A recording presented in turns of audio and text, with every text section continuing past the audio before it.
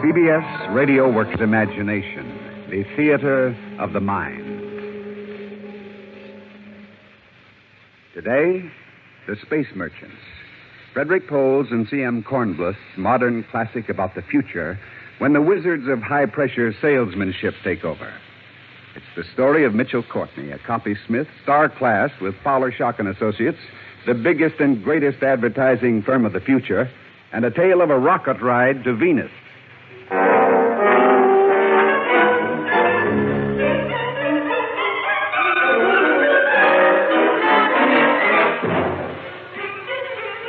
As I rubbed depilatory soap on my face and waited for my beer to melt away, I switched on the news over the bathroom mirror. A funny little man whom I finally recognized as the president had given another speech last night. There was a shot of the Venus rocket, squat and silvery on the Arizona sands. The report of rioting in Panama, the Conti Underground, probably. Then the phone rang. Hello. Chief, you're due at the office. Can't you see I'm dressing? Oof, why that tie? Never mind. Why are you phoning me? Mr. Shawkins called a board meeting a half an hour early. He's going to name the head of the Venus project today, so hurry. Hester, do me a favor. Will you call my wife, Dr. Nevin? Make an appointment at noon for Walter J. Silver. For who? Walter J. Silver. Are you crazy? Well, she won't talk to me, Hester. Use the fake name. Maybe I can get in. All right, now get down here fast.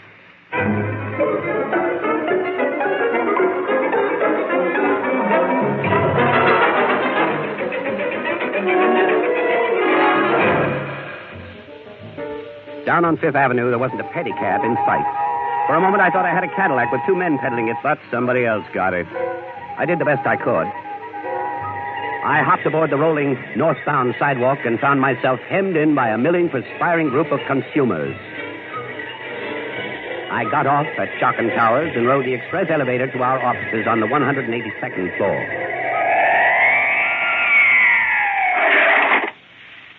By sheer luck, I'd just taken my seat with my fellow board members when Fowler Schocken walked in.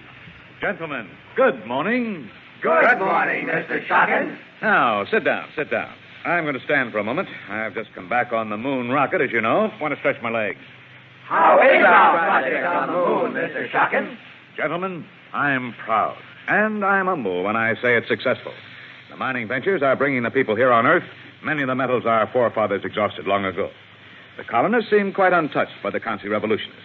Only instances of Consi sabotage in the past week. Thank you. Now I'd like to hear some reports on our other projects. Industrial anthropology.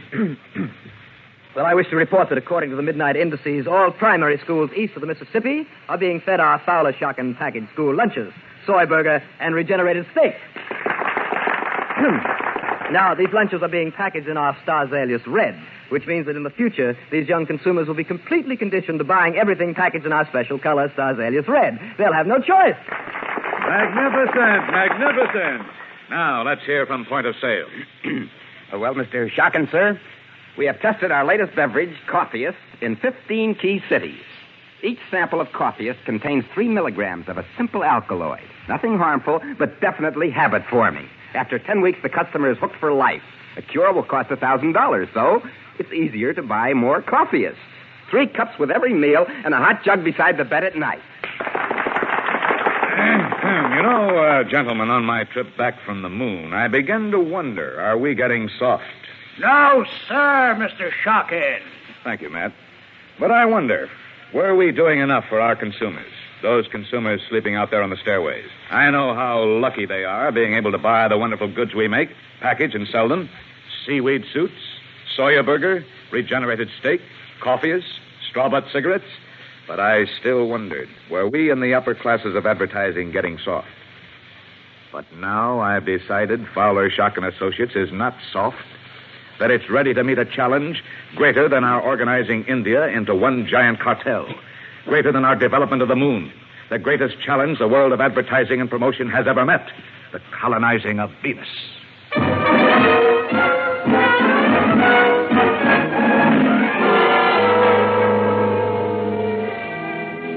Schocken's sense of the dramatic was never better. The touch of a button on the conference table before him, the lights were dimmed. Another touch of a button, and one wall of the room became a giant projection screen. We are looking at it again.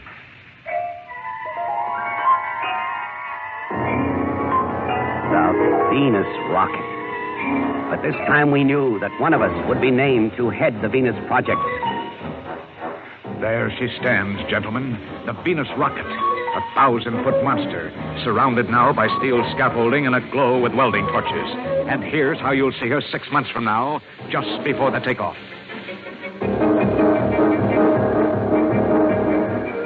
Just before the takeoff. There's the ship that Congress gave us, Fowler, Shock and Associates. There's the ship that will span the stars. 6.5 million tons of trapped lightning and steel. A rocket-powered Mayflower for 1,800 pioneers seeking a new world to settle. Who will man it? Gentlemen, it's our job, A, to justify my buying enough congressmen to vote us that rocket. B, to sell 1,800 crazy consumers on giving up life on the Earth for the sulfur and nitrogen and canned life on Venus. Yes, sir, Mr. Shockin. Yes, sir. I've made my choice of the man to head up our Venus rocket project. His name is Mitchell Courtney.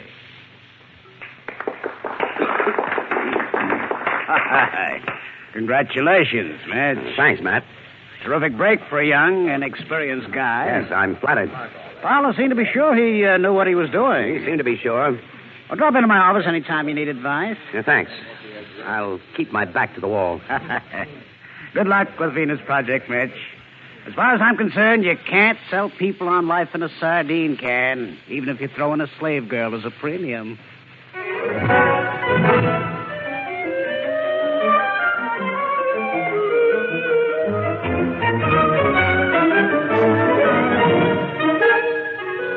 This way, Mr. Silver. Dr. Nevins will see you now. Dr. Nevins? Mitch, how did you get in? I used another name. I had to see you, Kathy. After all, you're my wife. I am not your wife. My certificate's on file. Mine isn't. It never will be. As soon as this year is up, we're through. Wait. I've got some news.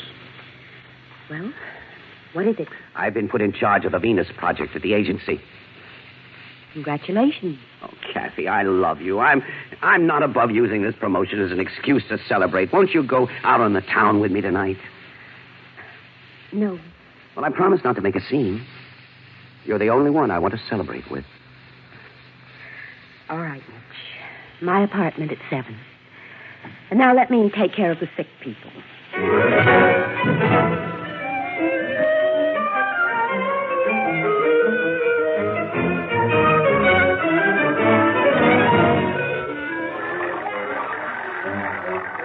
Outside Kathy's office, I hailed a 2-man Cadillac pedicab and told them to step on it to Shock and Towers.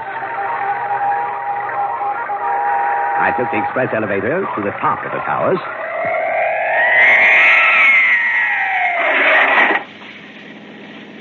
I ran across the heliport to Shocken's private helicopter. I had a very important date out of New York's newest airport, at Montauk. I was due to meet the Earth's #1 celebrity, Jack O'Shea, the first and only man who would ever set a rocket down on Venus and return. As I landed, his jet was just coming in.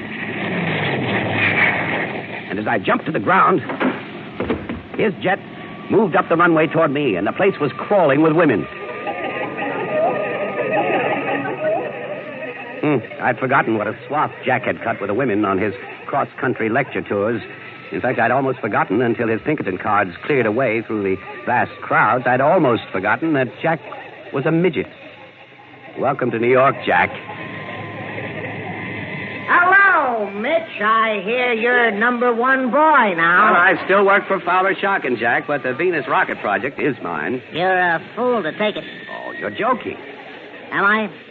All right, fellas. Mr. Courtney's from Fowler's Shock, and you can check off now. Yes, sir, Mr. O'Shea. Crummy guards.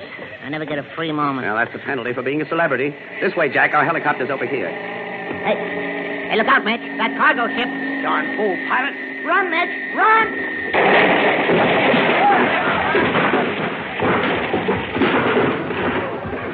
Hey, Mitch. Mitch, you all right? Yeah, I'm okay. Thanks. Thanks a lot. Mitch, that was no accident. That pilot had orders to get one of us, and I think it was you.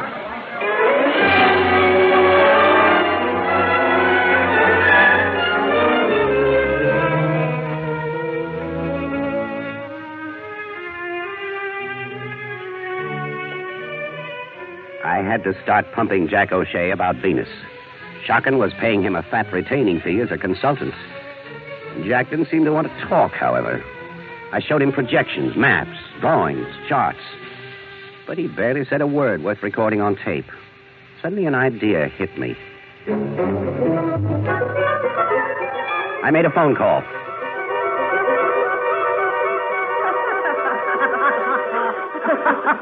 Oh, Kathy, do you know that this is the first time I've laughed, really laughed, since I came back to Earth? Is it, Jack? I'm complimented.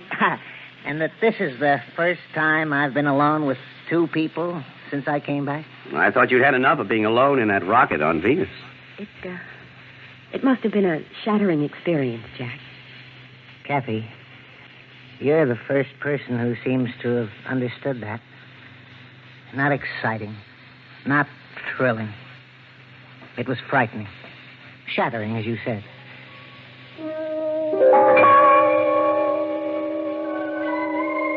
It wasn't at all like what I've told the women's clubs, the reporters. That's been a pack of lies. The atmosphere, for instance. It's really formaldehyde. Embalming fluid. Who'd understand that, except the dead? And the heat, who'd understand that? Who's lived in heat above the boiling point of water? If there was any water on Venus, which there isn't.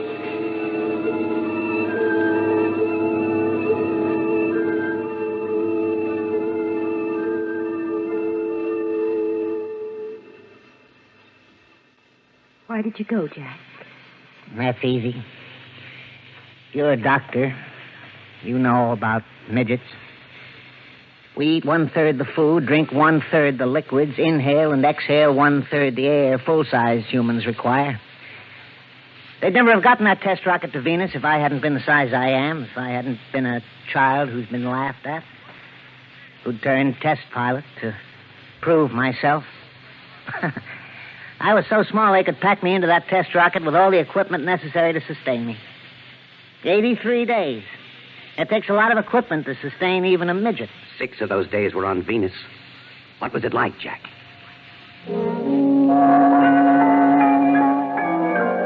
I think the closest thing on Earth is the painted desert. The wind blows hard. It tears rocks apart. Soft rocks disappear and make dust storms.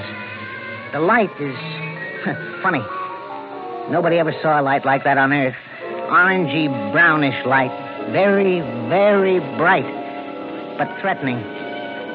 And there's no water on Venus. No vegetation. No living thing.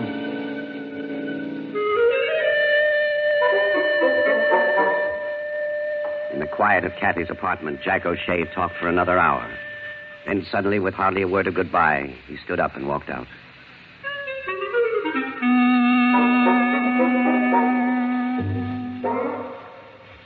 Thanks, Kathy. Thanks for changing plans and letting me bring him. Don't mention it, Mitch. Do you think you got it all on your little tape recorder? You knew I had one in my pocket.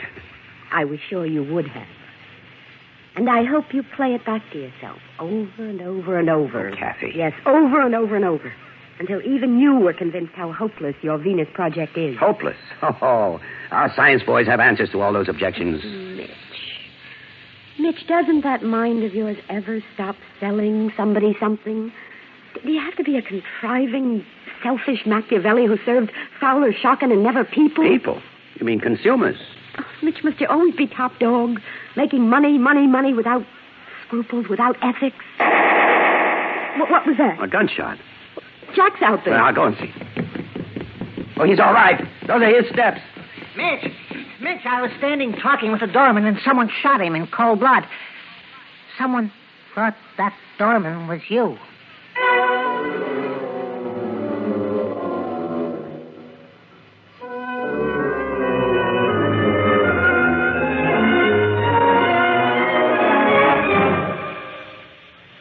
Well, Mitch, trouble with the Venus project already? Personal trouble, Mr. Shockin. Personal trouble? Yes, yesterday afternoon a cargo helicopter tried to drop its full load on me, and last night somebody tried to shoot me. I've had a couple of head-on collisions with Matt Runstead. Are you accusing a shocking man? That's treason. Killing an agency employee is an offense against the United States government. Any idea who's behind this? No. Well, it might be the Consies, of course. Well, conservationists hate us. They're trying to sabotage everything we want to do, but they're crazy, mixed up, unorganized. They want to go back to the old days when we had natural wood, natural water, all that sort of claptrap. Forget them. Well, it could be another advertising agency. It could be. But look, Mitch, I made you copysmith, star class, because I thought you could live up to your responsibilities. Now, you're young, but you have power. 5 words from you, and a few months later, 500 million consumers will find their lives completely changed. That's power. Absolute power. So you must remember, power has its compensation and its hazards. That's all.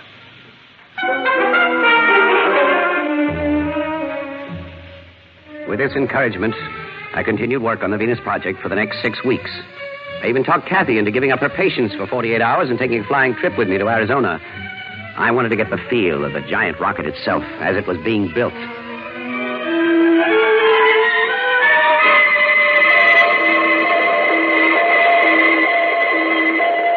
Your credentials, please.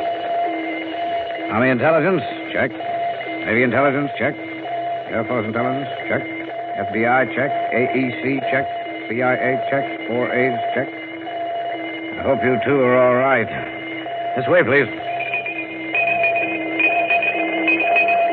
Kathy and I followed the security officer into the vast steel shell of the Venus rocket. 1,257 feet high. More cubics than the average New York apartment building. He took us into the dormitories for the 1,800 pilgrims I had to sell on the idea of going to Venus. Closed cycle food, water, and air regeneration. 1/3 living space, 1/3 drive, 1/3 freight. It was an inferno and a promise of paradise. A monument to 22nd century engineering and an incomparable monument to the sheer artistry of the machine.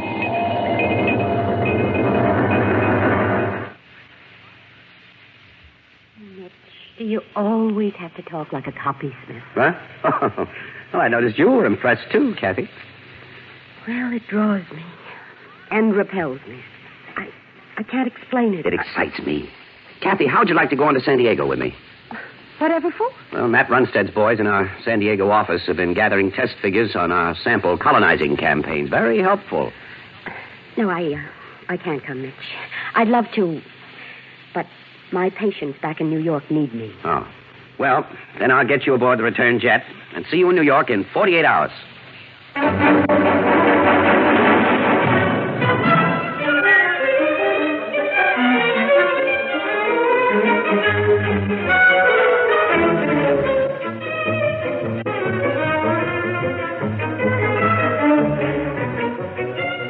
I didn't tell them I was coming to San Diego. I walked in on our entire San Diego staff playing push-button poker. What's the meaning of this?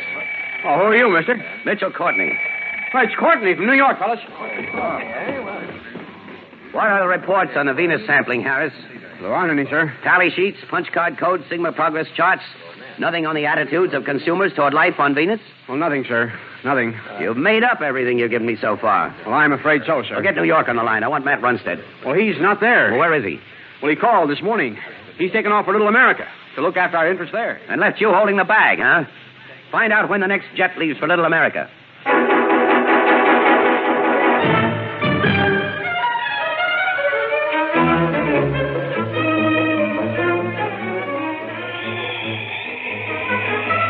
Little America is a dollar trap for the tourists of the world, conceived and promoted by Fowler Shocking. The clerk at our hotel told me Runstead had checked in for a 2-day tour of the Stars Alias Glacier. That he already had started out on the trail. I rented the glacier equipment, Antarctic coveralls, hood, gloves, boots, and power pack to warm them. On my back, I had an EDF that went beep, beep when I was on the trail, and beep, beep when I lost my way in the snow. I set out after Runstead, beeping and still mad. I stopped after a while and cooked a meal in my electric pocket. It wasn't bad. Well, very bad. I had some coffeeists to pep me up, and then I set out again. My feet hit a drift, and I stumbled. The wind was blowing stronger now. The snow flurries were more frequent. I must have gone on another hour. How far in distance, I don't know. And then up ahead, I saw the figure of a man. Matt! Matt Runstead! Miss Courtney! Matt, I've been following you. Me? What do you want with me, Miss? I want to know what happened in the San Diego office. What are you up to, Matt? A sudden blast of wind hurled snow into my face, and then, as it cleared, I saw Matt raising his skis high above his head. I saw them coming down toward me as he poleaxed me.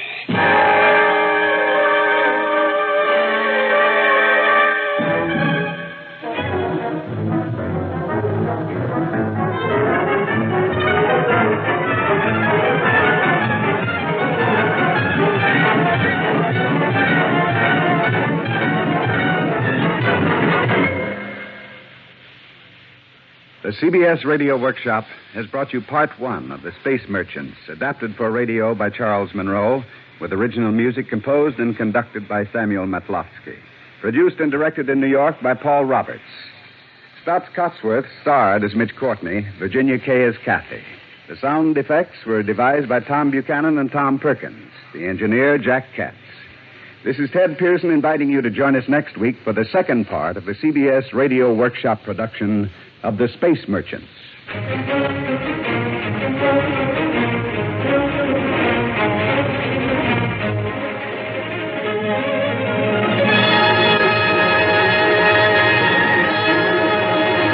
CBS Radio Workshop has come to you through the worldwide facilities of the United States Armed Forces.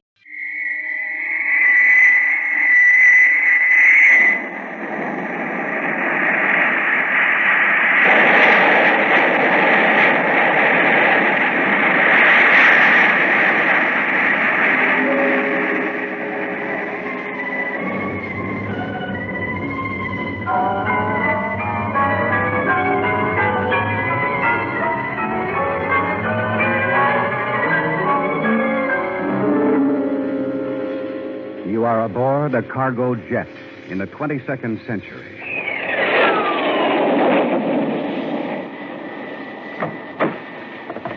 Here's a man we had trouble with in the hold, Lieutenant. What's his complaint? Well, he claims he's Mitchell Courtney, a copysmith star class of the Fowler Shock and Advertising Company. He says he's been shanghaied aboard this jet. Roll up his sleeve. Let's see his Social Security tattoo. 1304-9974-1416-156-1877223. Liar! Get him out of here. If he's with Shock and Advertising, he'd have a low number. Can't you see it's been altered? Let me use the radio and talk to Mr. Shocken himself. Where from, Mr. Courtney? The dead? Take a look at this copy of today's New York Times, dated February 17th, 2157. Mitchell Courtney, head of the Venus rocket project at the Fowler Shock and Advertising firm, has been found dead in Little America. Now, wait a minute. A man by the name of Matt Runstead knocked me out there. But can't you see that I'm alive? I am Mitchell Courtney. You can prove that after 10 years. 10 years? My manifest shows that you're not an advertising man. You're only a consumer named George Groby. You've signed up for 10 years labor in Costa Rica. And those 10 years begin as soon as this jet sets down. Take him back to the hold.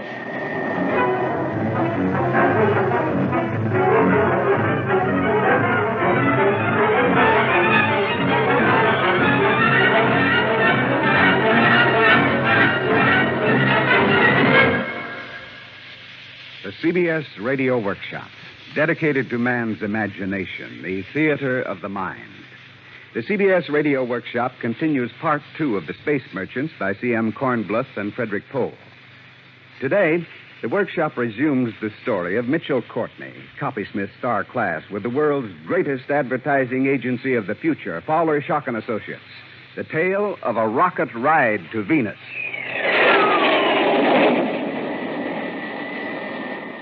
I lay on my filthy bunk in the hold of the cargo jets, trying to think of a way to get back to New York. I wanted to find out why Matt Runstead had knocked me out and had me shanghaied. Who wanted to get me off the Venus Project, the advertising campaign we dreamed up to colonize Venus? I wanted to get back to my wife, Kathy. But there was nothing I could do until his cargo jet landed in Costa Rica.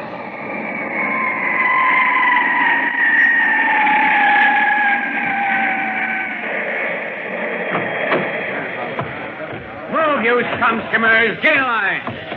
Now, what's your name? Mitchell Courtney. Mitchell Court. Oh, yeah. You're the bum we had trouble with on the plane. Sorry, my name is George Groby. Oh, that's better. What do you want to do here, Groby? Got any choice of jobs? Anything. Anything the sun-drenched plantations of Costa Rica have to offer. I'm here to clasp the deft hands of independent farmers with pride in their work. I'm here to extract the juicy, ripe goodness of chlorella protein. Say, how'd you learn that? That's our prime impact commercial. Learn it. I wrote it. But don't let that stand in your way. Groby, you're not going to get anywhere being a wise guy. Yes, sir. You're assigned as a chlorella scum skimmer third class.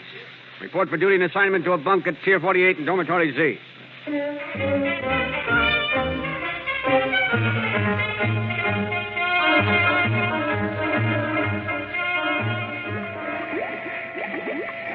heart of chlorella products is a strange, glutinous, ever-growing organism called Chicken Little. It provides 1/3 of the world with the protein that replaces old-fashioned meat. It grows in huge, sweating vats. And only the constant slicing keeps it from overgrowing and covering Costa Rica and its neighbors, or in time, the face of the earth. I had written of its delight many times in the agency, but I now came to know it firsthand. I was assigned to skim the scum which dripped from its side. She stinks pretty bad, don't she, Jorge? She's high, Herrera. She's high. But she's beautiful, Chicken Little, Jorge? Well, but she's pretty awful. Jorge, this is the first time I ever hear you say the advertisements are wrong. Go into town with me tonight, Jorge? I'd made one friend, a master slicer named Herrera. He'd been aloof and standoffish at first, befitting his high station, but now he'd befriended me, done me a lot of favors. I didn't know why until that night we went on the town to a dark, almost empty cafe.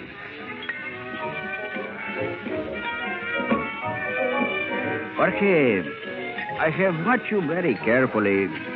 You don't belong here doing this work. Well, don't I?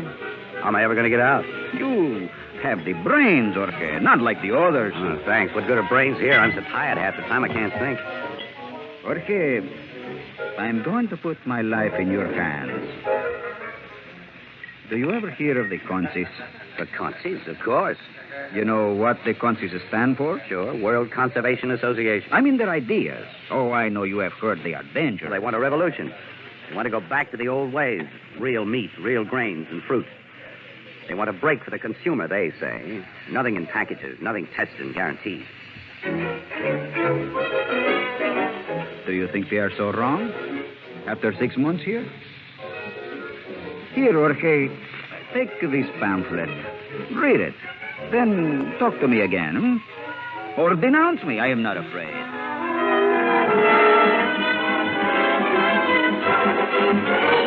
The Consi Underground opposed everything a self-respecting 22nd century advertising man like me believed.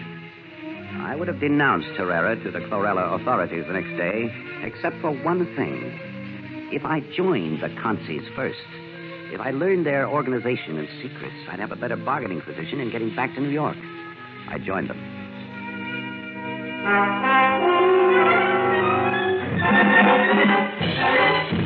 Well, the irony was the Consis were a lot better organized than I'd suspected, and after 6 months, they decided they needed me in New York.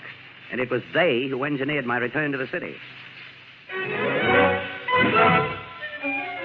I returned to New York on a secret mission for the Consis. 2 weeks after being in New York, I got the secret sign to attend a Consi meeting at the Metropolitan Museum. As my first taste of luxury in more than a year, I hailed a Cadillac pedicab and told the driver to take me to the Metropolitan Museum. You can't do better than to visit the Metropolitan Museum, mister. World's greatest masterpieces. Don't miss the painting on the first floor. It's called I Dreamed I Was Ice Fishing in My Wonderform Bra. I read it brought $1.5 million. Not a cent less. And don't miss the theatrical collection. They got dancing cigarettes. Say, you mind if we stop a second? These new Cadillac cabs are hard to pedal. Okay, get out. Oh, no, you don't. What's the idea of the gun? I recognized you when you walked out of Grand Central, Mr. Mitchell Courtney. What do you want with me? I want you to get out of the cab and come with me to the Taunton Agency. They've offered a big, fat, juicy reward for anybody who'll bring them the inside story of Fowler Shocken's Venus Rocket Project. And you're the boy who headed it up. So you're the boys who shanghaied me and got me off the project. No, we're not. I don't know who did. But we're sure glad we found you.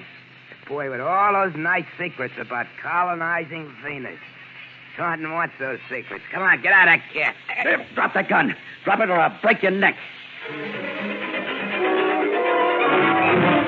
I grabbed the gun and hit him behind the ear. Then I ran across Fifth Avenue and lost myself in a group of consumers on the sidewalk rolling back toward Shockin Towers. I jumped off and ran to the express elevator.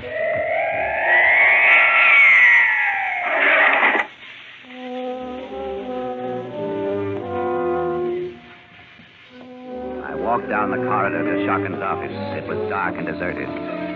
Then down the corridor, I saw a light under my old office door. I walked up to it. I didn't knock. Esther. Mitch! Oh, no. Esther, it's all right. I'm alive. Oh, but Mitch, they said you were dead. Who? Matt Runstead? Yes.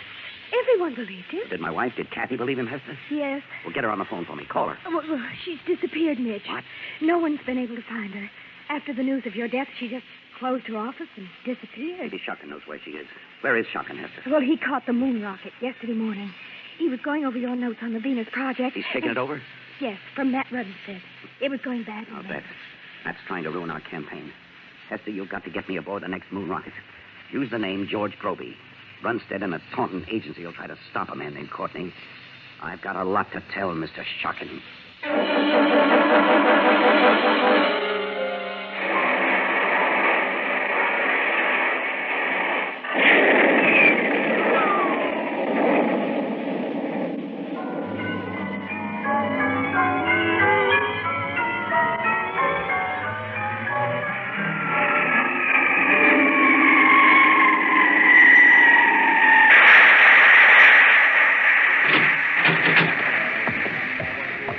Passengers, this way, please. We are now on the moon. Tourists to the moon to the left, visitors on business to the right. Now, sir, name? George Groby, copy analyst, class 4. Groby, copy analyst 4. Oh.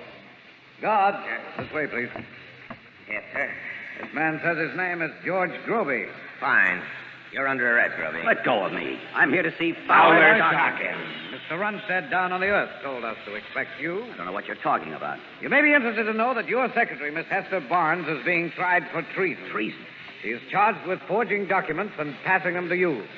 The 43rd Amendment to the United States Constitution. Treason to any registered advertising agency is punishable by death. Hold him for the return passage on a similar charge, guard. The guard had his nightstick in my back as we walked down the streets. Past storefronts with signs, moon-made fashions, stunning conversation pieces prove you were here. Souvenirs of Luna, cheapest in town. Moon suits rented, 50 years without a blowout. Ye tasty goody shop on ye moon. Warren Astron, readings by appointment only. Hold it. What is it? You sure your name's Groby? Positive. Ever know a man named Herrera? Well, yes, Herrera and I... Wish we could find out what you're up to, Groby. Send out of Costa Rica to report in New York, never show up at a meeting there. Then you turn up at Fowler Shocken's agency and get your passage on a moon rocket. You mean you're a... Shut up. Now go into Astron's there. He'll hide you till our top boss up here comes. First take my nightstick, knock me out with it, then point it at the street light and blast it out. Hit me hard, but not too hard. Oh, this is going to cost me 2 stripes and a week's pay. Oh.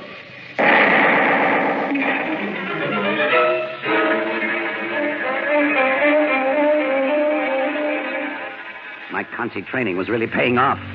Astron took me in stride, hid me in a room under his floor, gave me something to eat, and I fell asleep. I waked with a light pouring down into my face.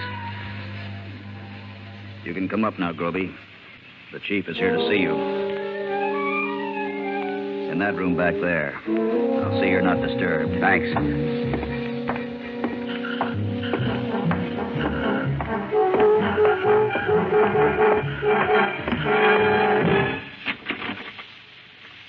Over here, into with a light, Mr. Groby.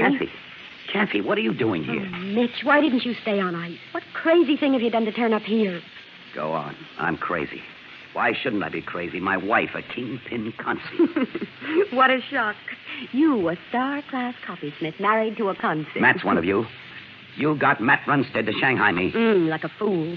I thought if I could get you away from Fowler Shockin', I might bring you to your senses. Trying to decide what was best for poor little Mitch. Mitch, I loved you. You loved me. You actually were in love with me. Yes, I was, in spite of everything you stood for. But you are not going to talk to Fowler Shockin'. I'm not. Mitch, I don't want you to ruin Venus the way you've ruined the world. A woman of ideals. What do you plan to do with me? Are you going to report to Fowler Shockin'? Yes. Then there is nothing I can do for you. Then let me tell you something before you turn me over to Astron and your friends outside. I've been shanghaied, robbed of my name, forced to work like a slave in the tropics. I've had all I can take of others deciding what to do about poor old Mitch. Your guard friend left this nightstick with me. You know what it does, Kathy. Get on that phone and call Fowler Shockin' and tell him where I am. Then get out. Take your friends with you. I'll give you 2 days to vanish. But this time, stay out of sight forever. Go on. Call Shockin'. This is Dr. Nevins, Mitchell Courtney's widow. I'd like to speak to Mr. Shockin', please.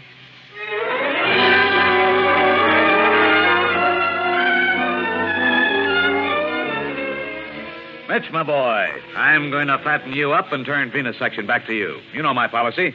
Find a good horse, give him his head, and back him to the limit. You've never let me down. And Venus section's in rotten shape. Nobody's applying for space on the Venus rocket. The whole campaign's at sea. The indices are down to 3.37 for North America. They should be 4 and rising. We've got to get those 1,800 consumers on board the Venus rocket.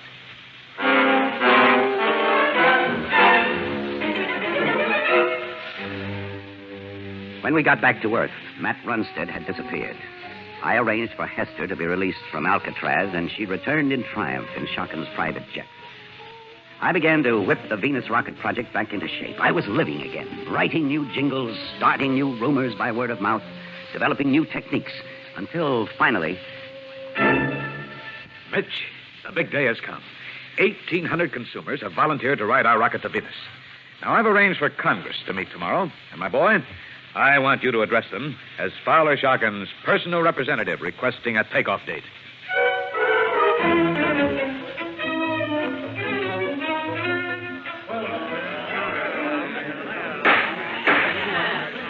Gentlemen, the Senate is now in session. You all received a recording of the opening prayer last night. So let's hear from the senator from Chlorella Limited. The senator from Chlorella Limited passes in deference to the senator from Alaska Mining. The senator from Alaska Mining passes in favor of the senator from United Steel and Smelting. The senator from United Steel and Smelting passes in favor of the senator from Caribbean Fruit. The senator from Caribbean Fruits passes in favor of the senator from Yummy Cola. My dear fellow senators, I thank you all for graciously allowing me to speak before we pass upon this very important bill concerning the Venus rocket. The people of this great republic of ours, extending from Atlantic seaweed to Pacific fisheries. Suddenly, I sensed something had gone wrong.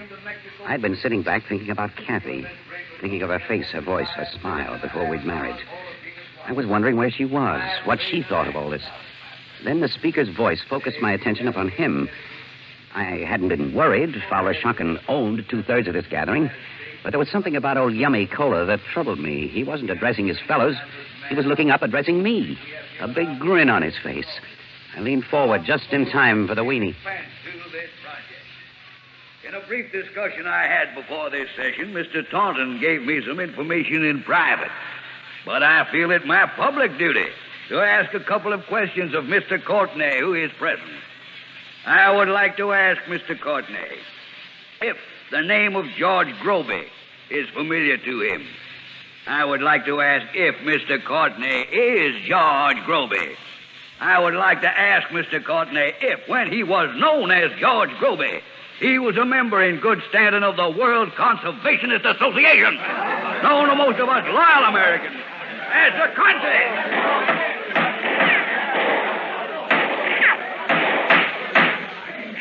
Below, there was a raging tidal wave of taunting congressmen and shocking congressmen battling. For the first time in history, shots were being fired in anger on the Senate floor. If Taunton hadn't tipped off old Yummy Cola, I knew who had. The conscience. Somehow I didn't mind. I realized that for some time now, I'd really been one of them. A little man beside me, dressed in black, suddenly seized my arm and led me out the side door. You'll find a car outside ready to take you to the airport, Mr. Courtney. What airport? Don't stop to ask questions. Just go wherever you're taken. You'll be protected. Fat chance. You'll be all right, I guarantee that. Who are you? The president. Good luck. God bless you.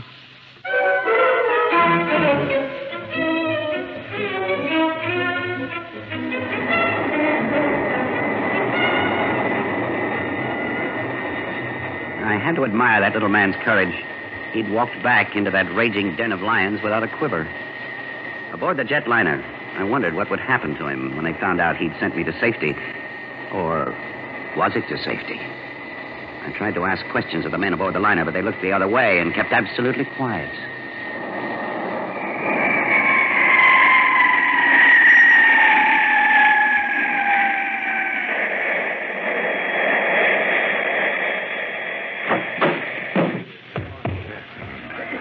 You can climb out now, Mr. Courtney.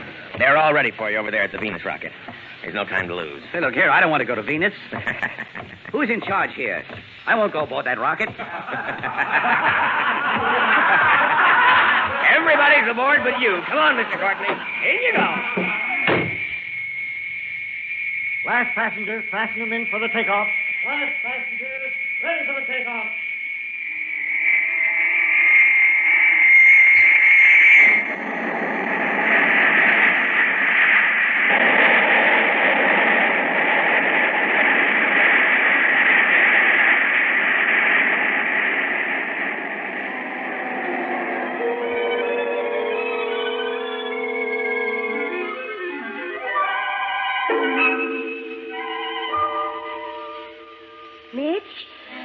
Mitch, are you in here? Kathy, where are you? Up here. Over your head. Stop floating around. Come down here and unfasten me. All right, I'll try. But we're beyond the law of gravity. We're on the way to Venus with 1,800 conservationists. How did you get out of a harness? A steward set me free, then floated away. I have to talk to you. Me? You threatened to kill me, remember? Yes, I remember. You could have, Mitch, in time. But you never told Shockin who or where I was. Why didn't you? Because I love you, Kathy. And I think that for a long time I've been coming over to your side. And you're willing to face life on Venus? Yes. It's time people got a break. People, not consumers. Oh, I like hearing you say that. And I love you too, Mitch. Oh, Mitch, you broke my hold on your harness. Come back here. I just wanted to put my arms around you. Oh, there'll be plenty of time for that on Venus. Come back here. Unbuckle your harness and catch me. I can't. Who invented this crazy gimmick anyway? Oh, Mitch. Mitch, you've stopped talking like an advertising man. Kiss me.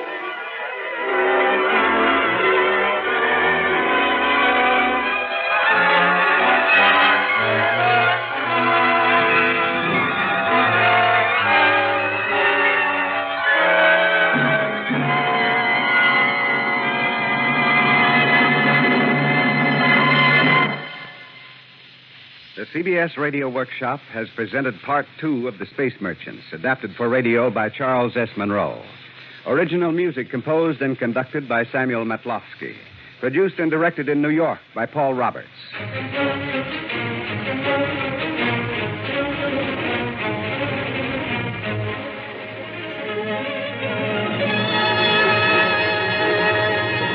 The CBS Radio Workshop has come to you through the worldwide facilities of the United States Armed Forces Radio and Television Service.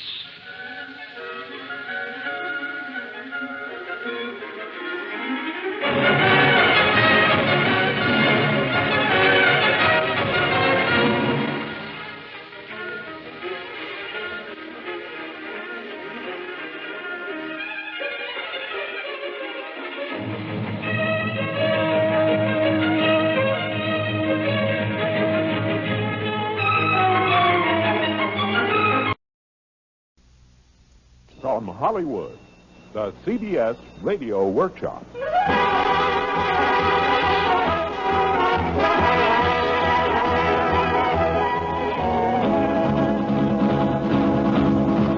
he puffed and he panted, this old iron horse, black and smoking cinders, a mark on his course. Down in the valley and up on the grade, driving on steam, health and history be made.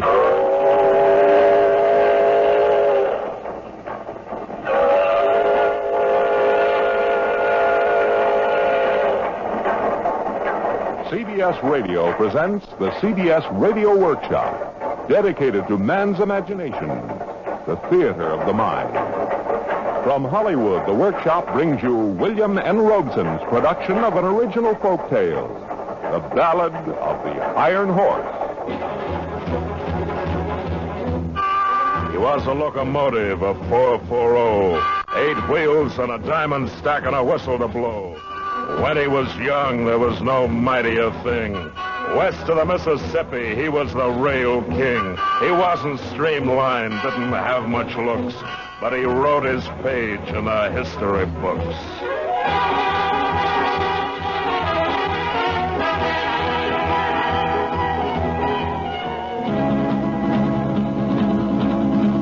His mother was iron, his father was steel, forged in the smelter from the stack to his wheel. Rocked the rails in 1862. Time of the strife, our grandpappies knew. The North General Grant, the South General Lee, depended on the engines to win each victory.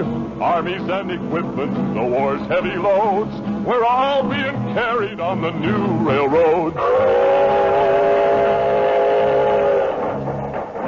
And he panted, his old iron horse, black and smoking cinders, a mark in his course.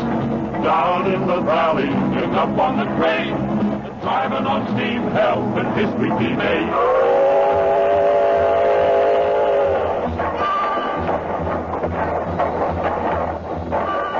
Along for the wood pile, Mr. Yancey? That's right, boy. Should be up ahead. Well, it better be. This here engine eats up wood like it's striped candy. Well, chunking what's left. We can't let the steam drop when we're taking on a new load. Yeah, I know. You know a lot for somebody young as you. How long you been aching to be a fireman? Never did ache to be. Oh? No, sir. I aim to be an engineer. Engineer? Hey. Oh, you think that's funny? You're saying he's on his first run anywhere, and already he wants to be the boss. Boy, I'm not laughing at you. Oh, not much. But when the fighting's over, they're going to be making lots of new engines. Somebody's going to have to run them. When the fighting's over? Well, that can't be too far off. Sherman's outside Atlanta, and with all the troops this road's been carrying down from Nashville to Helton, the Rebs can't hold out much longer. You think they can, Mr. Yancey? Mr. Yancey? Take a look up ahead there, boy. Tell me what you see. Oh, it looks like... Yeah, it's a fire. A big fire right near the track. I'm thinking that's our wood. Our firewood? We got any other kind? Well, who'd do such a thing? Now, who do you suppose? The Rebs. But for what? Boy, to keep us from reaching Atlanta. To keep the troops we're hauling from going into battle. Great day. Well, that sure leaves us in a pretty fix, don't it? Might. Well, what do we do? Sit. Sit? And wait. That's all we can do. Unless the colonel orders his men out to cut us some wood.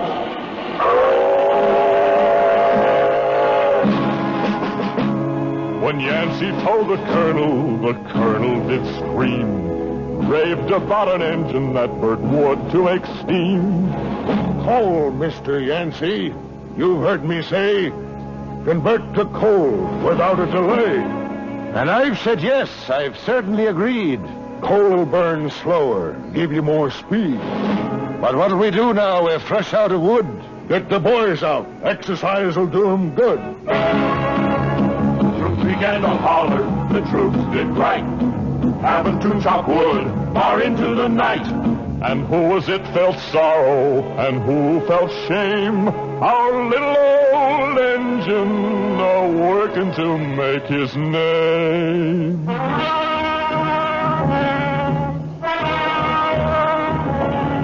Yes, sir, emotion is sometimes to be found in steel. Railroaders will tell you that engines can feel. And our little engine, his feelings and pride, both were hurt by this turn of the tide. And he was sent back north to haul coal from a mine, and never once got near the Atlanta battle line. Oh, he tugged and he pulled this old iron horse, black and smoke and cinders a marking his course. Down in the valley and up on the grade, the driving on steam help and history be made. From the Shenandoah Valley to Chesapeake Bay, from Trenton, New Jersey to Reading, PA, across the Appalachians, still pulling his load, doing his best on the early railroad.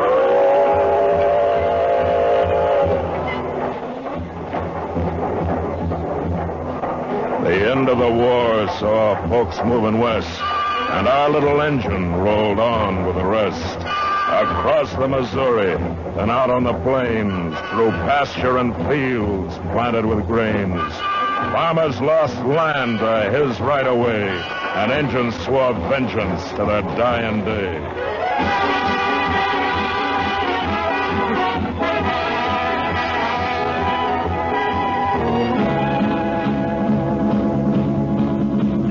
And he snorted in his iron horse, black and smoke and cinders a marking his course. Down in the valley and up on the grade, but driving on steam helped and history be made.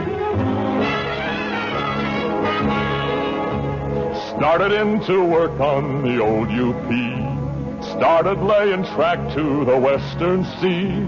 Across the mountains from California, the Central Pacific was on its way.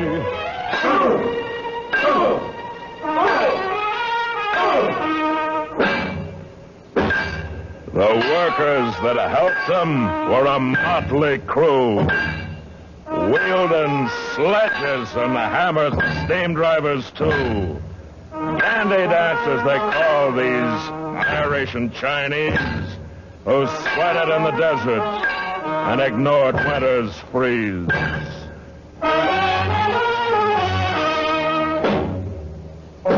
They gathered at the railhead with a week's work done. Places like Omaha, where they'd have their fun. They drank two-fisted gin and red-eye and fought with each other for a woman named Vi.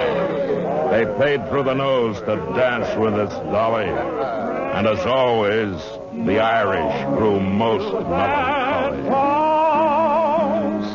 No more.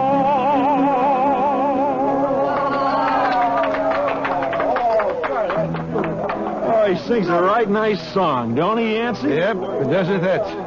Kind of a sad song, though. Boys, who's gonna whirl me around next? You want to dance with her, Charlie? Oh, no, I don't know. I thought that's what we came in here for. You've been talking all week about how you wanted to come to Fat Hogger and dance with that woman. Oh, you, Curly, you aiming to dance? She's looking right at you. Oh, doggone. Can't you answer? Boy, she must like your looks. Dancing's what you came in here for, ain't it, Callipot? Well, now, well, how'd you know I was a fireman? Saw you tossing wood in the firebox day I came in from St. Joe. About 3 months ago? That's right. You still on that run? No, ma'am. No, we're hauling track to the end of steel now. Well, then, you're in the real money. How much you gonna pay for that dance? Henry Grady over there gave me $5. Ma'am, I'll give you 8. Silver? Sure. Professor, put some pepper in your play, and I got a gentleman. Come on, honey.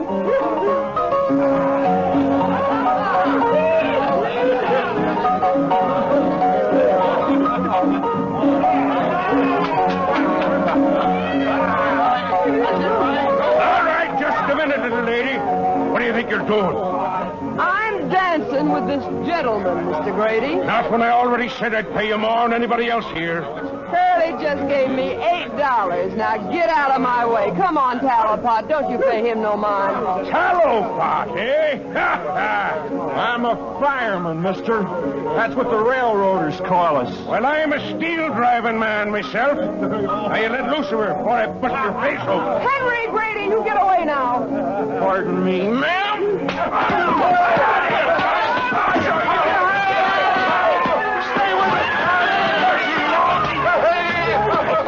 Pretty common in the old rail towns. Was an every hour thing to see a man go down. Drink and the devil done their best, for the rails kept it going, snaking on west.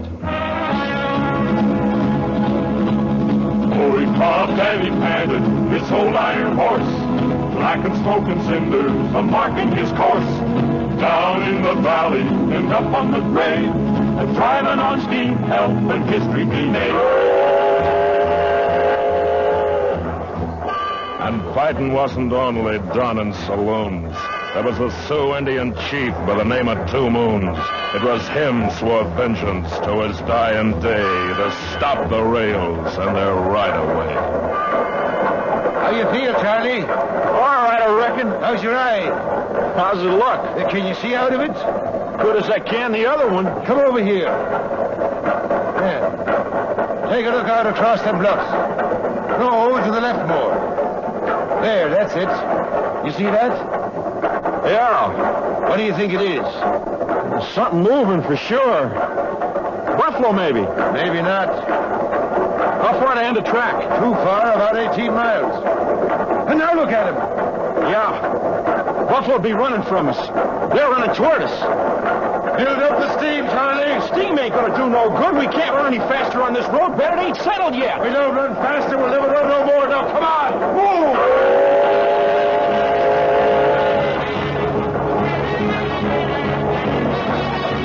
They let out the throttle with the engine moving fast. Looked out the cab and saw engines riding past. Built up the pressure to 150 pounds. The safety valves blew, but they didn't let down. They grabbed up their rifles and they took careful aim. Our engine was straining, never to be the same. His boilerplate weakened already by rust. Didn't seem like they'd lose that Indian dust. Got me one! Throwing more wood, Charlie!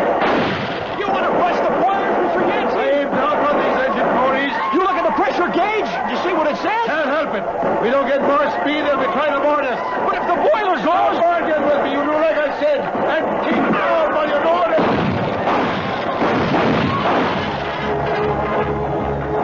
Our little engine shuddered, his drivers did strain, but finally outran the fastest horse of the plain. His boilerplate warped, his oilers most run. He proved himself a hero, but a hero unstung.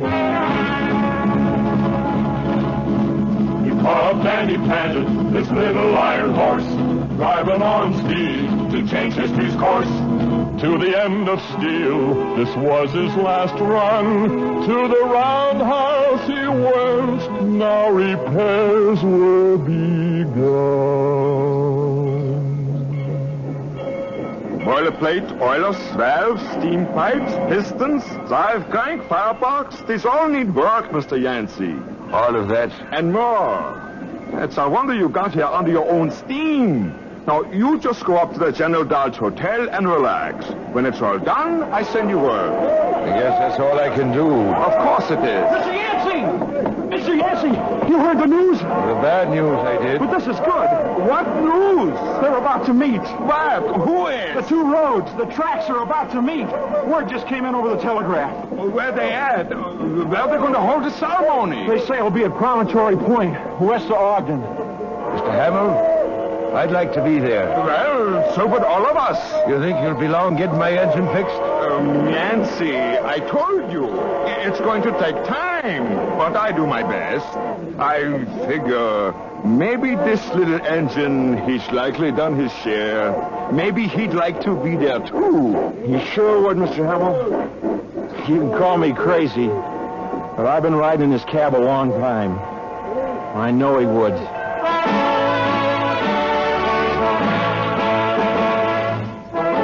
10th of May, 1869, the meeting of the Central and UP line was marked by speeches and whiskey and glory, and the gold spike driven at Promontory, and left sitting in the roundhouse, far from this place, his boiler still out, not sound from the race, was the little engine who wanted to be honored and praised for his march toward the sea. But like many others, no mention was made of our little engine and the part he had played. So with this day over and another begun, his boiler returned. He chugged west toward the sun. Always carved and banded, this old iron horse, black and smoking cinders were marking his course. Down in the valley and up on the grade, a driving on steam, health and history be made.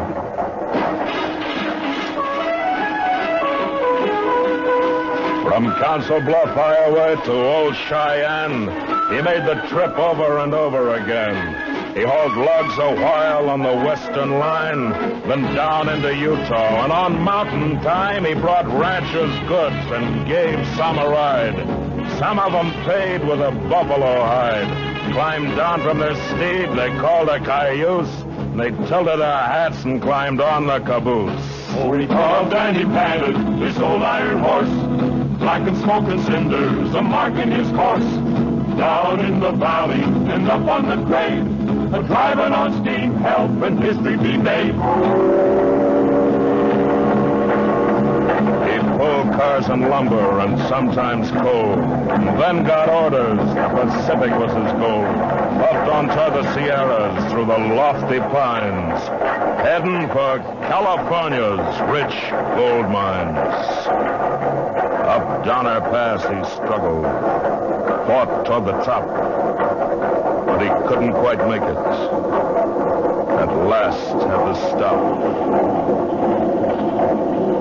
The work he'd done, the years he'd lived, had taken its toll. He had no more to give. He fought with a last gasp. He struggled and cried, but he couldn't make the grade, no matter how he tried.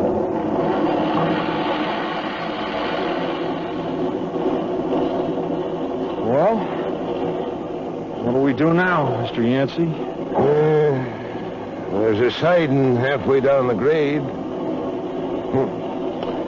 I'll try backing onto it. Oh, boy. This engine's finished, ain't it? I don't know. I don't want to think about it.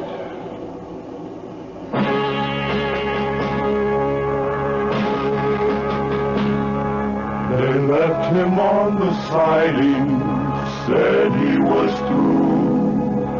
Got another engine, one with power that was new.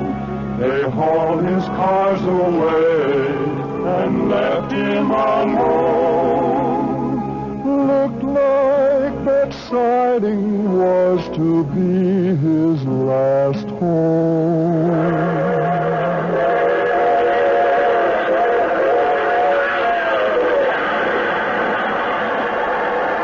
He could hear other engines go charging on by, making the grade without having to try.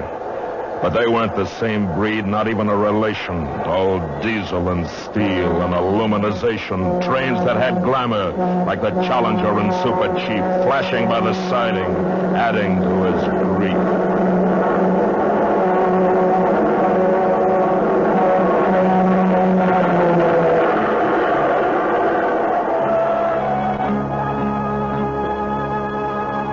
It gets cold up on Donner. Snow gets so deep in the fall, he was packed in for a long winter's sleep. He stood there, right in sight of the main line, but no one noticed him for the longest time. His parts had most rusted. His pistons froze fast. He was an old has-been, a relic from the past. Of course, with all that snow on him. No. It's all right, Henry. I'll be able to tell. Well, by God. By George, Henry, I didn't think it was possible. And it is what you've been looking for, Mr. Tyson? Exactly, just exactly. An old 8-wheel American Standard. But what's he doing here? I don't know, sir. I asked around, but if anybody ever did know, they've forgotten. Well, he'll need a complete overhaul. Yes, sir. Of course, first thing is to get him down to the city. I'll take care of it, sir. Fine, Henry. You do that.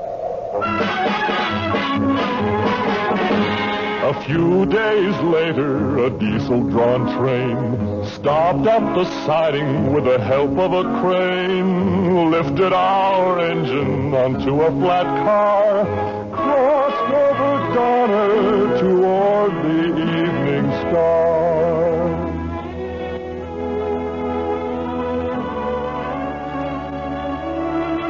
To the roundhouse in the city, our friend was taken. And all the while knowing that he wasn't forsaken. And when the work was completed, he stood there gleaming. He couldn't be sure that he hadn't been dreaming. And then off to a park with its grass so green. He was once more traveling under his very own steam. Kiddies, here you are, boys and girls. Ride the One, the only authentic diamond stack locomotive on the Pacific Coast for a scenic trip around the park. Travel like your grandpas did. Ride the train that carried the troops to the Civil War and fought off the engines and won the West. Right this way, kiddies. Boy!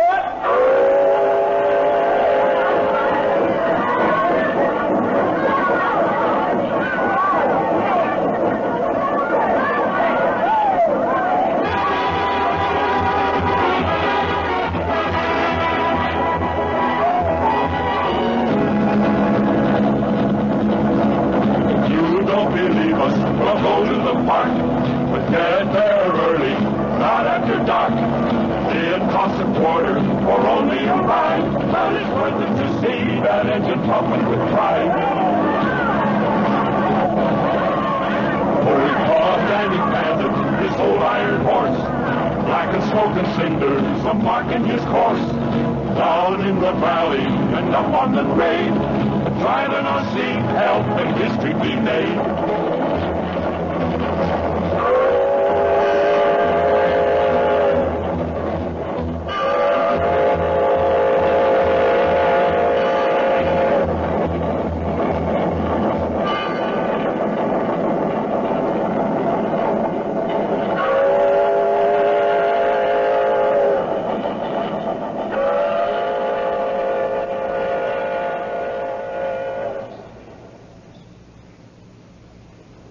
The CBS Radio Workshop has presented The Ballad of the Iron Horse by Charles B. Smith, based upon an original story by Ken McManus, with music composed by Fred Steiner and conducted by Lynn Murray. The Ballad of the Iron Horse was sung by the Mellow Men, narrated by William Conrad, and produced and directed in Hollywood by William N. Robeson. Included in the cast were Joan Banks, Dick Crenna, Joe DeSantis, John Daner, Jack Moyles, and Dawes Butler. Sound patterns by Bill James and Tom Hanley. The sounds of the Iron Horse were recorded on the Oahu Railway in travel town Griffith Park, Los Angeles, through the cooperation of William Fredrickson, Director of Recreation and Parks of the City of Los Angeles.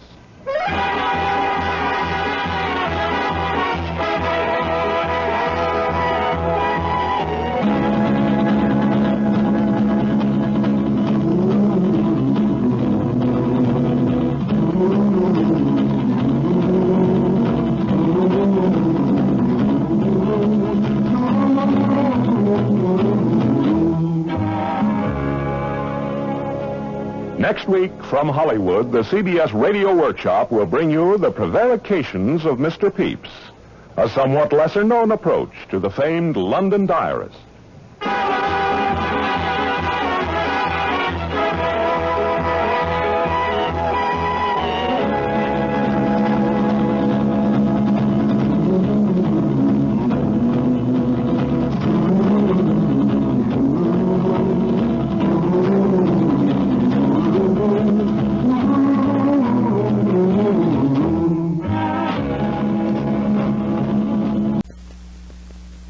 From Hollywood, the CBS Radio Workshop.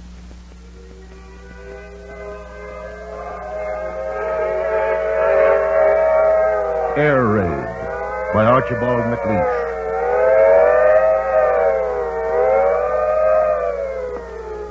CBS Radio presents the CBS Radio Workshop, dedicated to man's imagination, the theater of the mind.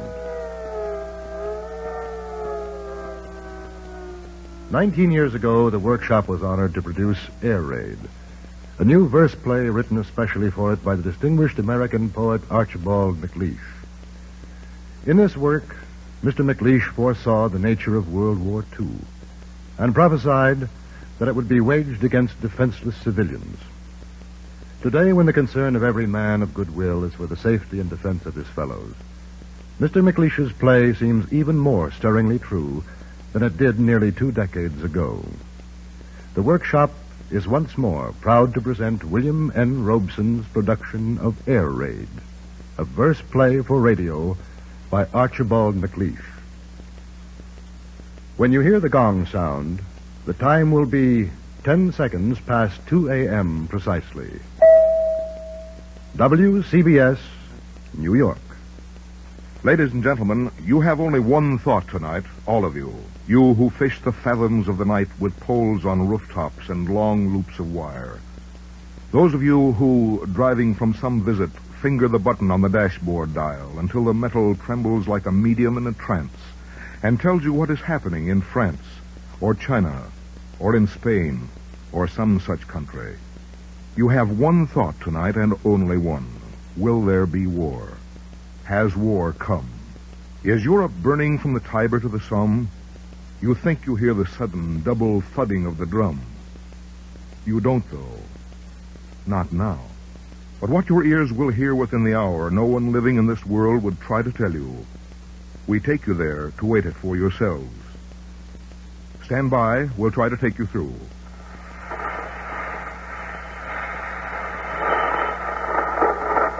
One moment now. We'll try to take you.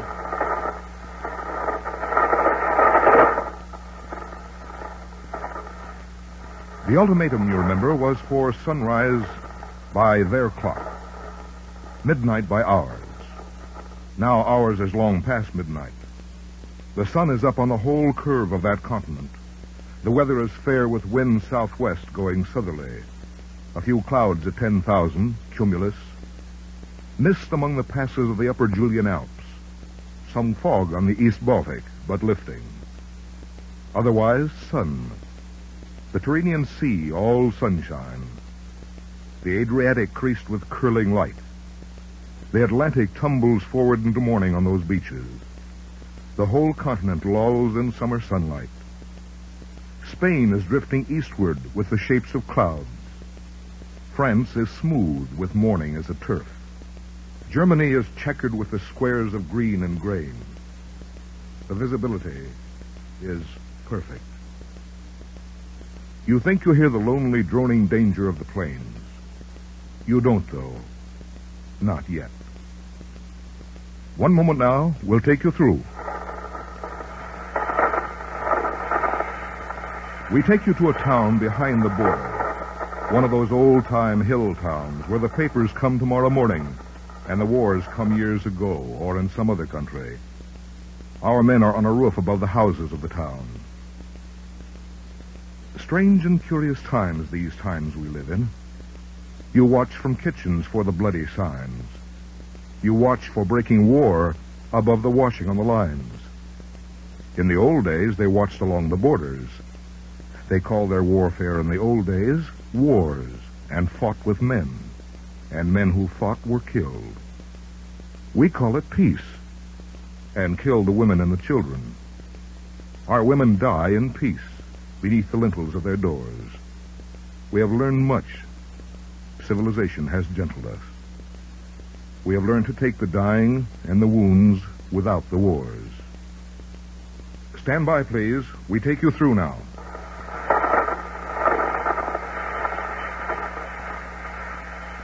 We take you now across the traveler's sea, across the trawler's coast, the parson's orchard, across the merchant's villa with the vine above the porch, across the laborer's city with the flames above the forges, across the drover's plain, the planter's valley. The poplar trees in alleys are the roads. The linden trees in couples are the doors. The willows are the wandering water flowing. The pines in double lines are where the north wind burns the orchards.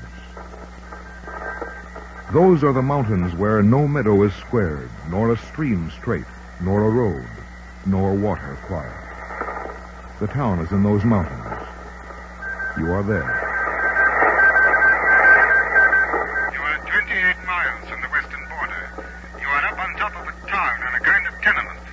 You are out the other side the night. The sun dazzles you, not the light bulb. You are staring out to eastward toward the sun. We have seen nothing and heard nothing. Before dawn, we thought we heard them. It was wind we heard in the valley cedars. Sounds rise to this roof. Hoofs of stabled horses, leaves, even the speaking of sleepers rises. Many sleep in the one house here. They work in the fields, sleep in the village. The men go out at dawn, return to evening burning from the chimneys. The women keep the town between. They keep it now. The tenement's full of them. A 4-story building of women. They're filling the court with their quick talk. They call back and forth from the windows. They laugh behind the kitchen doors. They rinse the shirts in the first real shine of the morning. They talk, their arms to elbows in the tubs. Look at it. Look at the cuff of his shirt. What's he been into?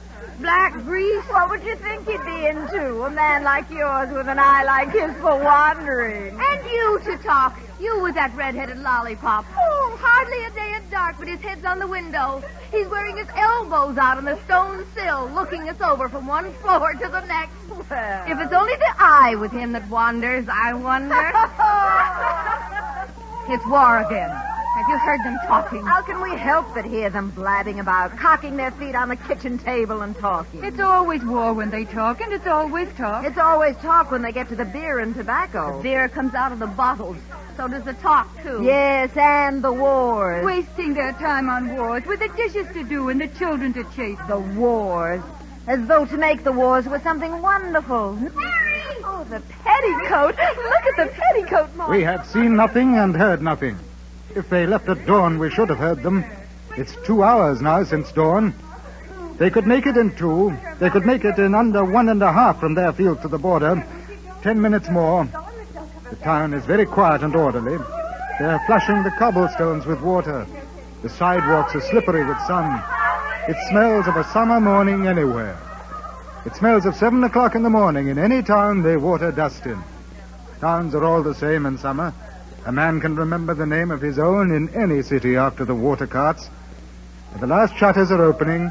The rooms where no one hopes. The rooms where all the hope's been had. And sleep covers it, folding it. How much longer must I wait? Have they told you? Wait for what, Mother? Wait to be well? Wait to be... Yes, I remember. Someone saying it will come. Don't fear it. Were you never afraid, Mother? Never. Of anything. There's nothing comes by day or night to fear. Not even war? Not even if they came here? They came when I was young once. I remember them. We smelled the smoke one morning in the alders. They had their tents by the stream in a water meadow. I'd never eat the sausages. I was the dainty one. I used to rinse my things in 7 waters. Well water, brook water, rain. I dried them on the gravel by the river. Even at night, late, they would smell of the sun on them. I ate the watercress to make my mouth sweet. They had blue capes on their coats with scarlet linings. They spoke together in another tongue. They were slow and soft in their speech, with laughter and looking. Evenings coming home across the evening, seeing the constellations of the stars. They gave us milk to drink from jars of metal. You sit in the dark and drink. You don't say anything. They seem to want you not to speak or move. They seem to want you quiet, like the heifers. You sit in the dark and rest. You don't say anything. You don't say thank you even. Not good night. You sit in the dark and rest. You don't say anything. Listen. Motor throbbing. Probably one of their own. No one watching it anyway. There he is. We've got him. One of the home ships. He's combing the hills in circles, working heavily, laboring, leveling now. He's high enough. Spark in the sky when he hangs and the sun angles the fuselage. Gone when the sunlight loses him. Sound coming down out of nowhere. Eddying, floating down. No one noticing anyway. No one looking or listening. Only that late sleepers waken. Are you there? Are you still there? I dreamed you had gone. Never go. Say we're happy. Tell me that we're happy. Stay as you are. Do not move. Do not ever move. Stay there. Stay with this sunlight on your shoulders. Tell me we're happy. No, but say we are. How can I know we are unless you tell me? How can a woman know the world is good? Which is the world and which is her? And which is things she's known for sure that never happened? She can't tell. She can't and be a woman. Can a cup full of well water tell you the taste of the well water? Stay with the sunlight on your shoulders. Stay with the sunlight on your hair. We've lost him this time. No, wait. Wait, we've got him. He's doubled. He's doubling back into the sun. They've found something, or feared it. They found it. Feared and found. There's the siren, the signal. They've picked them up at the border. 10 minutes to wait. 10 we'd guess if we had to. Strike at a king, you must kill. You strike in sleep at a king. When you strike by trick at a people, the treacherous wars must be quick, or the victims live for the victory.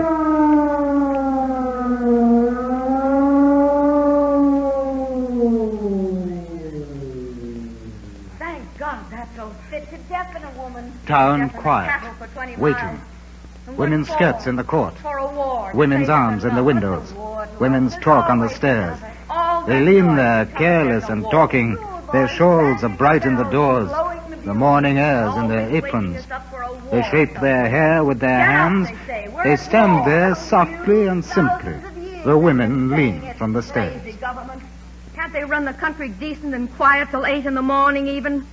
The rest of the day they can rule as loud as they like and as long as they mind to. They can do what they want with the country from 8 on. Only till 8 if they'd wait for the difficult sleepers. Those that count their heartbeats every hour. A woman's got no time to watch the wars. Scrubbing the kitchens Tuesdays, marrying Mondays, bearing and burying, men to be born and to bury, people dying never died before. A police sergeant. He's shouting. He's marching down through the street. He's beating the shutters and shouting. He's calling them out. The cellars! Listen. Take to the cellars! Take to the church cellars!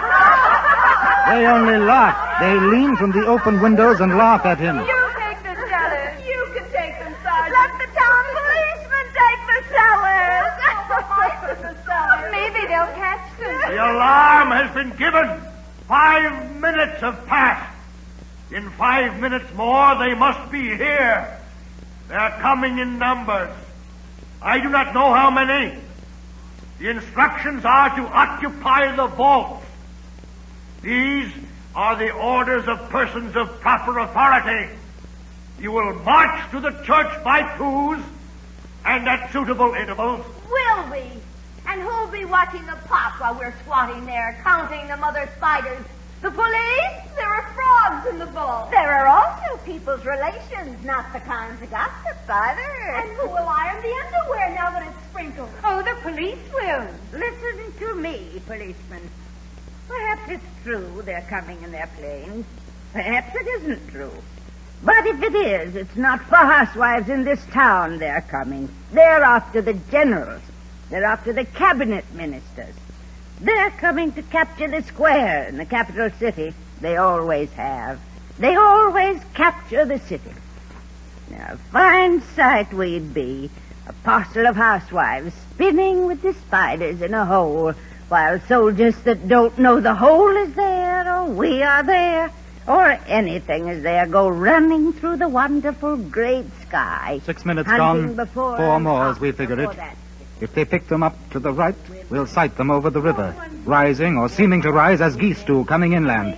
Blur of light on the fins. They're always marching past to capture something. It's all one if they march or they fly. They won't hurt us. It's all one to us if they wing or they walk. They've never troubled us yet. They've never harmed us. They never will. You are a new policeman. Less than 10 years you've been in this district. I do not mention this to shame you. Only you do not know the history of this neighborhood. We have seen such people in this place before. They come in uniforms, carrying elegant banners. They march up and down. They ruin roads. They interfere with the cattle. They rob the fruit trees. They frighten calving cows. They trample clover.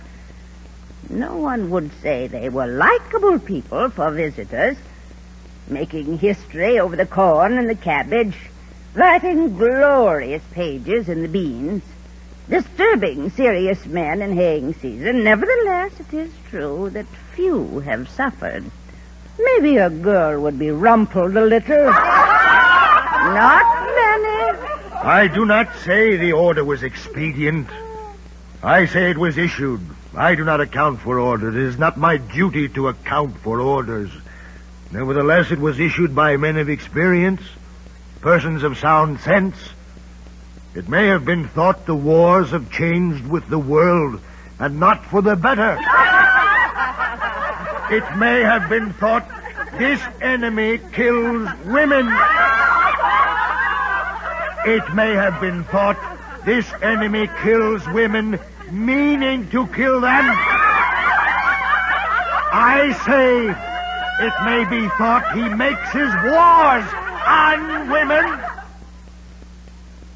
It may be thought this enemy is not the usual enemy, that this one is no general in a greatcoat conquering countries for the pride and the praise, that this one conquers other things than countries.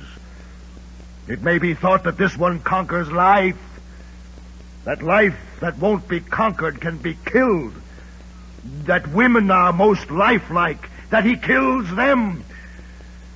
It may be as I say. It may be thought he makes his wars on women.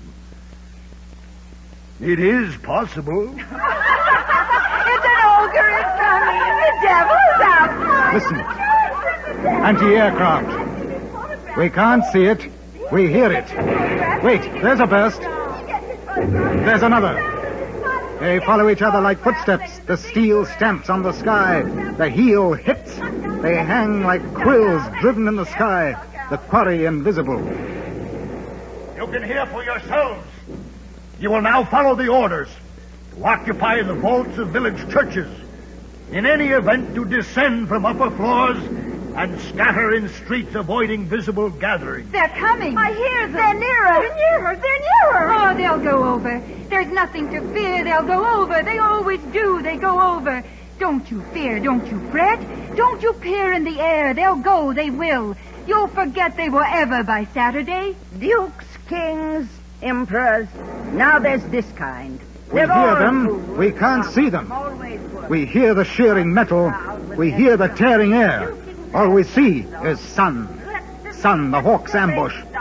Their flight is from the sun. They might be low. They might be well down. 3,000. They might be less. They are many. Hard to guess how many. We've got them now. We see them. They're out of the dazzle. They're flying fighting formation in column. Squadron following squadron. 10, 15 squadrons. Big ones. Not so low as we figured them. Almost over. They're changing formation. They're banking. The whole flight is banking. Front wheeling to flank. Flank anchored and climbing. Climbing back into line. The line swung like a lariat. They're wheeling round for the town. They're rounding in by the river. They're giving a throttle. They're climbing. The timing is perfect. They're flying with perfect precision of timing. Perfect mechanical certainty. They turn like stones on a string. They swing like steel in a groove. They move like tools, not men. You'd say there were no men. You'd say they had no will but the will of motor on metal. Showing our skirts in the street. It won't hurt us. Showing our softness. Showing our weakness. Showing our womanhood. They swing. The wing dips. There's the signal. The dip. They'll dive. They're ready to dive. They're steady. They're heading down. They're dead on the town. They're nosing. They're easing over. They're over. There they go. There they... It's us. Do you see? It's us. Don't you see us?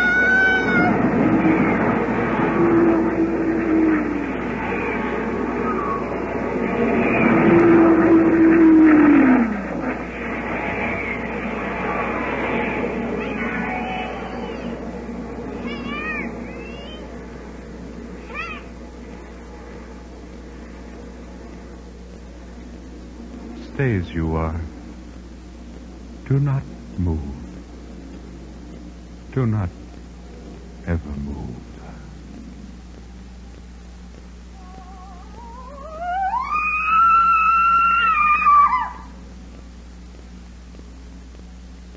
The CBS Radio Workshop has brought you Air Raid, a verse play for radio by Archibald MacLeish. Frank Goss was heard as the studio announcer and Ben Wright as the remote announcer. Others in the cast included Lorene Tuttle, Virginia Gregg, Shirley Mitchell, Ellen Morgan, Norma Jean Nilsson, Ann Whitfield, Betty Noyes, John Daner, Richard Beals, and Shepard Mencken.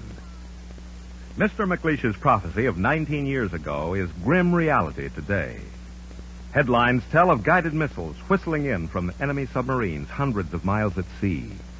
They tell of Nike installations ringing our target cities in the hope that at least most of the missiles would be stopped before they loose their deadly nuclear destruction. Some will get through, some planes, some missiles. Learn what you can do to increase your chances of survival. Contact your Civil Defense Office. Next week, the workshop will present The Road to Nowhere by Henry E. Fritsch, a story of a road that led to peace and prosperity until it linked to the outside world.